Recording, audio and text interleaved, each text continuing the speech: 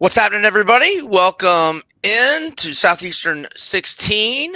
We are presented by FanDuel. This is our preview of Georgia Tech at NC State as we started previewing some non-SEC games last week that, may involving teams that may show up in the CFP against SEC squads. And obviously, Georgia Tech closes the regular season with Georgia.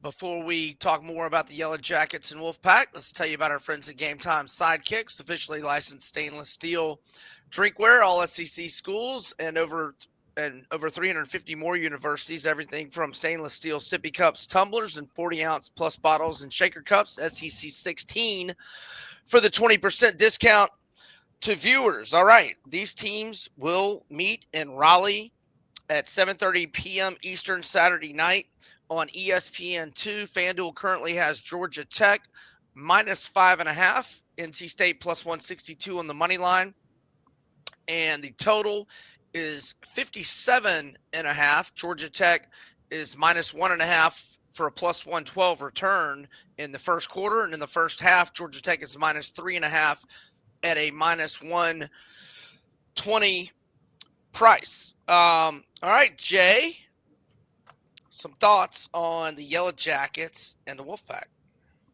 I think Brent Key's name is going to have to be on the short list for Coach of the Year conversation when everything's said and done. And look, you and I did a show in the summer, and you were rightly bullish on Haynes King as a potential Heisman winner. I'm surprised his numbers are still as low as they are, considering what he's been able to do. There aren't many dudes who are leading an undefeated team in passing and rushing. And he simply makes every big play when Georgia Tech needs it most. Yeah, and when they're playing one-possession games, which they did with Colorado, Clemson, and Wake Forest, and actually they were losing outright for a good chunk, if not most of the Duke game. I don't think they took their first lead until late third or early fourth.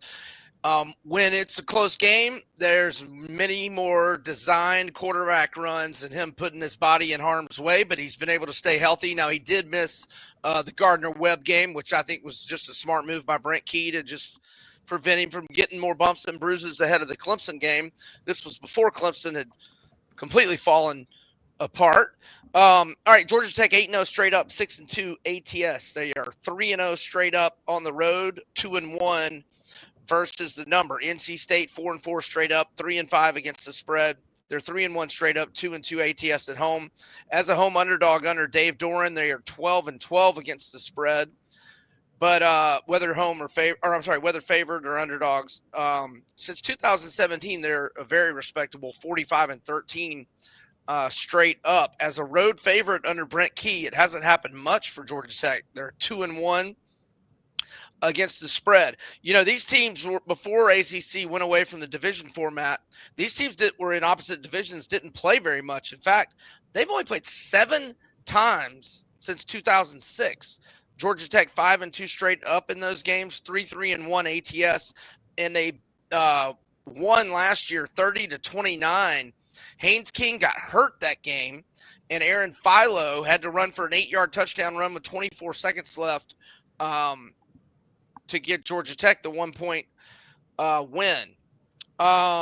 All right, there's some injuries that I tried to look up, and there's just really nothing available as we're recording here early Tuesday afternoon. But Georgia Tech was without 4 starters last week. Wide receiver Malik Rutherford, center Harrison Moore, and DBs Amari Harvey and Jaron Gilmore. And I will mention, though, that someone being out, another man's opportunity. True freshman wide receiver Jordan Allen, he had grand total of 3 catches all year until Rutherford was out last week, and he had 6 catches for 67 yards and 1 rushing attempt for 8 yards. I mean, look, NC State has struggled in conference. You want to talk about something that's going to puzzle a lot of people down the line? Virginia's lone losses to NC State but it didn't count as a conference game. Yeah, who was telling me about that recently? I didn't understand that. Well, they got their conference schedule and each needed a game to fill out the schedule. So they played in like week 2 or week 3, but it was a non-conference game between the Wolfpack and the Cavaliers. That's interesting. It is. And it's quite telling and it's going to be a head scratcher because Virginia's unbeaten in conference, 7-1 in overall. And that one loss is, I think it was 35-31 to NC State on September 6th. Yeah, and Virginia had the ball in the red zone twice in the last 5 or 6 minutes and got nothing. Obviously, they needed more than a field goal. I think Chandler Morris threw an interception in the end zone, if I remember correctly. So Georgia Tech's defensive numbers are not that good except for their scoring defense, but they give up a lot of yards. But I don't know if teams have been missing field goals or what, but they're only number 89 against the run. And NC State's got the ACC's leading rusher in, and you got to love this name. And shout out to my guy, James Hollywood Robinson, Alabama Hoops, back in the early 90s. Hollywood Smothers, 825 rushing yards, 6 touchdowns, 6.9 yards per carry average. Also has 28 catches, 170 yards, and 1 touchdown. And he had 79 rushing yards and 1 touchdown and only 7 attempts against the Yellow Jackets last year. So if you're NC State, you're looking at Georgia Tech, number 89 versus the run. You know how you want to attack this defense, and that's with a lot of Hollywood Smothers. But defensively, NC State, not very good. 105 in scoring D, 131 versus the pass, 106 in total defense. But they are 49 versus the run, and that's Georgia Tech's bread and butter. Well, it's their bread and butter, but you're also going to have to deal with the Haynes brothers, Haynes King and Jamal Haynes. And the duality of what Tech presents is difficult to handle, but it's really going to be about containing Haynes King, who, if my research is right, is tied with Navy quarterback Blake Horvath in the most touchdowns accounted for rushing and passing with 19. And he's played 1 fewer game than most everybody else. So whoa, no. Swordsby's got more than that. Swordsby's got 27. Rushing and passing? Yeah. 20. Okay. Yeah.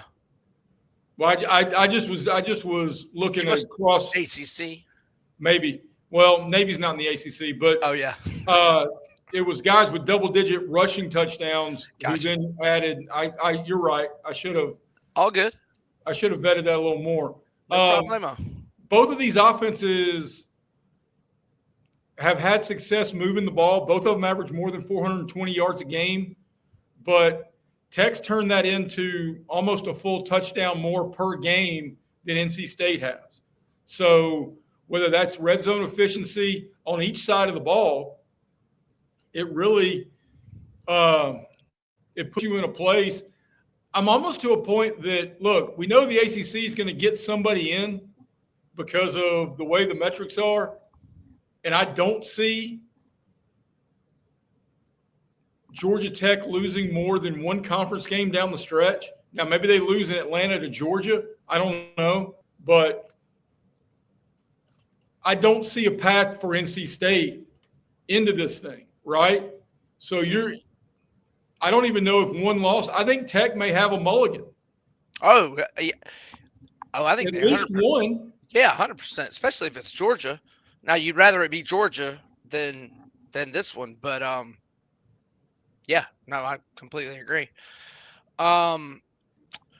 Yeah, all right, so CJ Bailey's having a pretty good year at quarterback for NC State, 70.2 completion percentage, 2,071 yards passing, 17-2 TDI-NT ratio, and he's also got 3 rushing touchdowns, but did not play good against the Jackets last year. Well, he played good running it. He actually ran for 3 touchdowns and 83 rushing yards on 9 attempts, but throwing it, he was 17 of 30 for 147, no touchdowns, and 3 interceptions. But we don't know if he's going to be facing, a compromised Georgia Tech secondary. I mentioned Harvey and Gilmore were out last week, but with Syracuse's QB situation.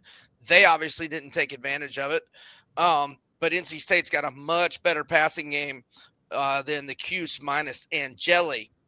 All right, before we get into our picks, let me tell you about Yearly Company, a Nashville-based fine jewelry brand built on tradition and design for meaning.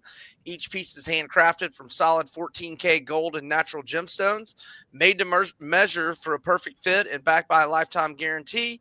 Because every Yearly Company bangle is custom sized, knowing your size is the most important first step before ordering.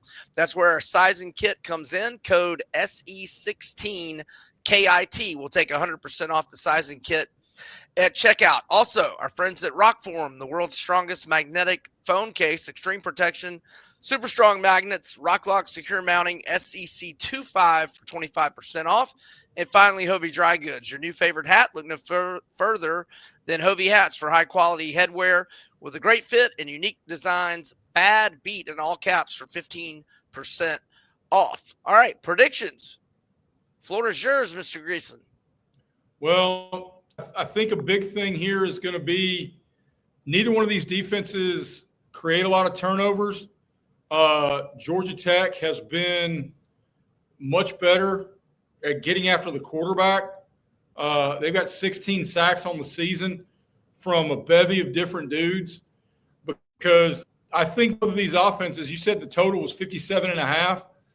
I kind of lean over here as long as the weather's not really a factor.